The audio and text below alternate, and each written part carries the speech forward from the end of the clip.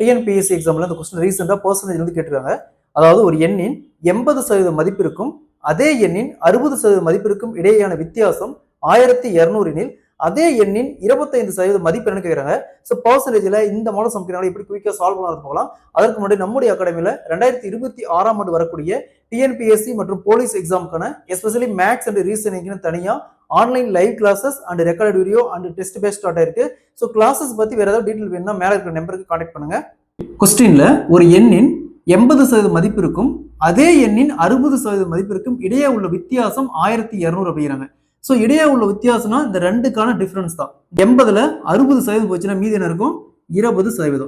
So 20% தான் இந்த இடையே உள்ள வித்தியாசம் என்னங்கிறாங்க 1200 அப்படிங்கிறாங்க. 1000. ஸோ இந்த 20% தான் இந்த 1200. ஸோ அதே எண்ணின் 25% என்னன்னு கேட்கறாங்க. அப்ப 20%க்கு 1200னா 25%க்கு என்ன? இதை அப்படியே கிராஸ் மல்டிபிள் பண்ணுங்க.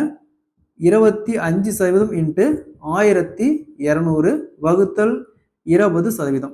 சதவீதம் கேன்சல் பண்ணிடலாம். 0 அப்படியே கேன்சல் பண்ணிடலாம். ஸோ இங்க 12 2 கேன்சல் பண்ணா 60 வரும்.